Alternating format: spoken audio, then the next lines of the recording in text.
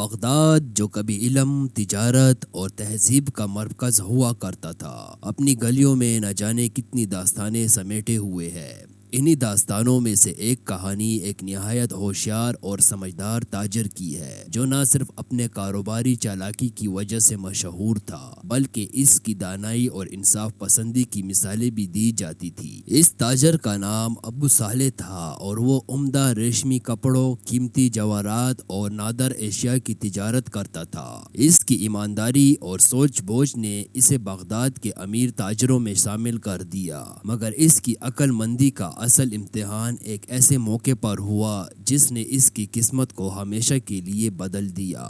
ایک دن ابو صالح کے پاس ایک اجنبی آیا جو ظاہری طور پر کسی دور دراز کے علاقے سے آیا تھا۔ اس نے اپنے تھیلے سے ایک نہایت قیمتی ہیرے کا ٹکڑا نکالا اور کہا، یہ ہیرا میری خاندانی میراث ہے، مگر مجھے پیسوں کی سخت ضرورت ہے۔ میں چاہتا ہوں کہ تم اسے خرید لو یا مجھے اس کے بدلے قرض دے دو۔ ابو صالح نے ہیرا دیکھا، اس کی چمک دمک اور ساخت کو جانچا اور فوری اندازہ لگایا کہ یہ بہت قیمتی ہے، مگر وہ جانتا تھا کہ ہر چمکنے والی چیز سونا نہیں ہوتی، اسی لیے اس نے کہا، یہ ہیرا واقعی قیمتی لگتا ہے، مگر میں چاہوں گا کہ پہلے کسی ماہر سے اس کی جانچ کروا لوں۔ اجنبی کو ابو صالح کی یہ بات ناگوار گزری، مگر اس نے صبر کا مظاہرہ کیا اور کہا، ٹھیک ہے، تم اپنے ماہر سے اس کی جانچ کروا لو، مگر یاد رکھو میں جلدی میں ہوں اور زیادہ دیر انتظار نہیں کر سکتا۔ ابو صالح نے فوری شہر کے مشہور جوہری کو بلوایا۔ جوہری آیا،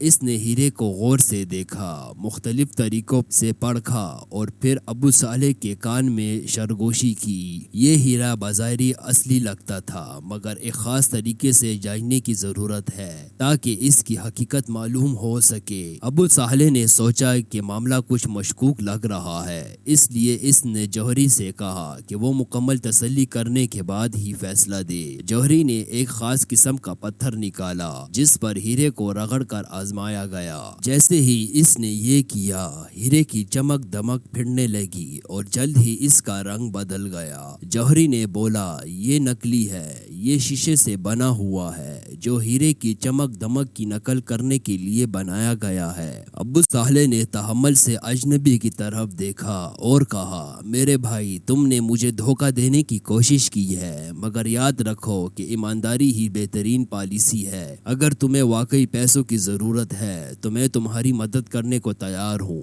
مگر دھوکہ دہی کا کوئی جواز نہیں۔ اجنبی کا چہرہ فاق ہو گیا، اس کی آنکھوں میں شرمندگی کے آثار نمودار ہوئے اور وہ بولا، مجھے معاف کر دو، میں مجبوری میں آیا تھا، اس لیے یہ حرکت کر بیٹھا۔ ابو صالح نے اسے نرمی سے جواب دیا، مجبوری کبھی بھی دھوکہ دینے کا جواز نہیں بن سکتی۔ اگر تم سچ بول کر مدد مانگتے تو شاید میں تمہیں بنا کسی شرط کی مدد دے دیتا۔ اجنبی کی آنکھوں میں آنسو آ گئے، اس نے اپنی غلطی مانی اور کہا، میں واقعی بہت شرمندہ ہوں، مجھے اپنے کیے پر افسوس ہے۔ ابو صالح نے اس اجنبی کو معاف کر دیا، مگر ساتھ ہی اسے ایک قیمتی نصیحت بھی دی۔ زندگی میں دیانت داری اور سچائی سب سے اہم اصول ہے۔ ایک بار کوئی دھوکہ دے کر کامیاب ہو بھی جائے تو یہ کامیابی عارضی ہوتی ہے، مگر سچائی پر قائم رہنے والا ہمیشہ عزت اور کامیابی پاتا ہے۔ یہ واقعہ بغداد کے تاجروں میں مشہور ہو گیا۔ ہر کوئی ابو صالح کی عقل مندی اور ایمانداری کی تعریف کرنے لگا۔ شہر کے دوسرے تاجر بھی اس سے سیکھنے لگے کہ کسی بھی بڑے لین دین میں دھوکہ دہی سے کیسے بچا جا سکتا ہے۔ ابو صالح نے ایک نیا اصول بنایا کہ ہر قیمتی چیز کو مکمل جانچ پڑتال کے بعد ہی خریدا جائے، اور یہی اصول بعد میں بغداد کے تاجروں میں رائج ہو گیا۔ اس واقعے کے بعد ابو صالح کی شہرت اور بھی بڑھ گئی۔ دور دراز سے تاجر اس کے پاس لین دین کے لیے آنے لگے، کیونکہ انہیں یقین تھا کہ ابو صالح کے ساتھ معاملات صاف و شفاف ہوں گے، اور ابو صالح نے نہ صرف اپنی دولت بڑھائی بلکہ اپنی ایمانداری کی وجہ سے لوگوں کے دل بھی جیت لیے۔ یہی نہیں بلکہ بغداد کے حاکم تک بھی یہ خبر پہنچی۔ حاکم نے ابو صالح کو دربار میں بلایا اور اس کی عقل مندی کو سراہا۔ اس نے ابو صالح کو بغداد کے تاجروں کی رہنمائی کے لیے لیے ایک اہم عہدہ دیا تاکہ وہ دوسروں کو بھی ایمانداری کے اصول سکھا سکے۔ ابو صالح نے یہ موقع غنیمت جانا اور بغداد میں ایک ایسا بازار قائم کیا جہاں ہر چیز کی جانچ پڑتال کی جاتی تھی اور کوئی بھی شخص بے ایمانی نہیں کر سکتا۔ اس بازار کی وجہ سے بغداد کے تاجروں کو دور دور تک عزت اور اعتماد حاصل ہوا۔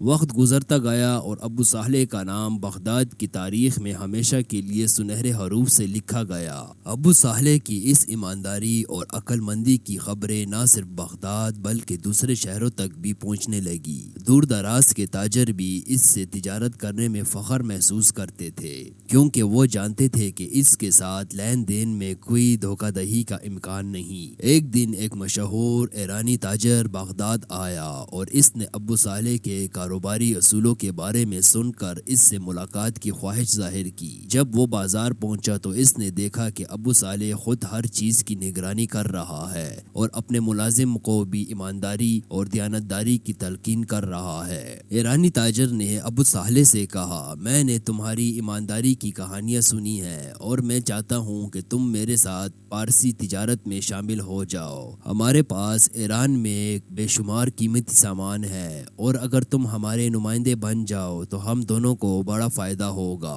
ابو صالح نے مسکرا کر جواب دیا، میں کسی بھی نئے کاروبار میں شامل ہونے سے پہلے اس کے اصولوں کو اچھی طرح جانچتا ہوں اور اگر تم بھی ایمانداری اور سچائی کو اپناؤ تو ہمیں کوئی نہیں روک سکتا۔ ایرانی تاجر نے ابو صالح کی شرط قبول کر لی اور دونوں کے درمیان ایک بہترین شراکت داری کا آغاز ہوا۔ یہ شراکت داری بغداد اور ایران کے درمیان تجارت کو مزید فروغ دینے کا سبب بنی۔ قیمتی ایرانی قالین، خوشبوئیں اور مسالے بغداد میں بیچے جانے لگے جبکہ بغداد کا عمدہ ریشم اور جواہرات ایران میں بھی مشہور ہو گیا۔ ابو صالح نے اپنی ملازمین کو ہمیشہ سکھایا کہ گاہک کو کبھی بھی دھوکہ نہ دیا جائے اور اگر کوئی مسئلہ ہو تو اس کی وضاحت دی جائے۔ اس ایمانداری نے اس کے کاروبار کو اتنا بڑھا دیا کہ وہ بغداد کے سب سے کامیاب تاجروں میں شمار ہونے لگا۔ ایک دن ابو صالح کے پاس ایک اجنبی آیا جو دکھنے میں بہت غریب لگ رہا تھا۔ اس نے ایک چھوٹے سے صندوق سے ایک نایاب موتی نکالا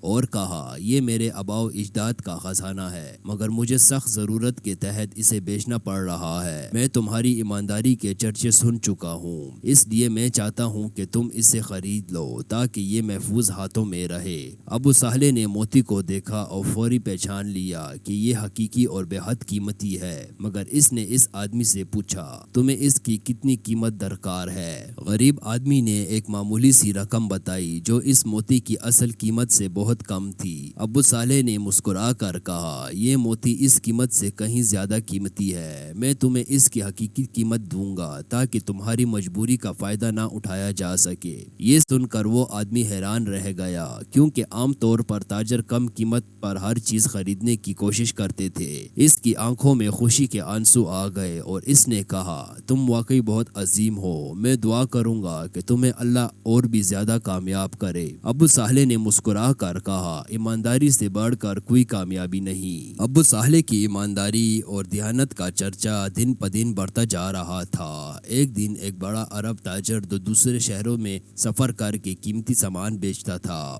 ابو صالح کے پاس آیا۔ اس کے پاس قیمتی ہیرے، جواہرات اور نادر اشیاء تھی مگر وہ کسی ایماندار شخص کو اپنے کاروبار میں پارٹنر بنانا چاہتا تھا۔ اس نے ابو صالح سے کہا، میں نے تمہارے بارے میں بہت کچھ سنا ہے، میں چاہتا ہوں کہ تم میرے ساتھ شراکت داری کرو تاکہ ہمارا کاروبار مزید ترقی کرے۔ ابو صالح نے کہا، میں تمہارے ساتھ ضرور کام کروں گا مگر ایک شرط ہے کہ ہمارے ہر معاملے میں ایمانداری اور دیانتداری پر مبنی ہوگا۔ تاجر نے فوری حامی بھر لی کیونکہ وہ بھی ایماندار کاروباری تھا۔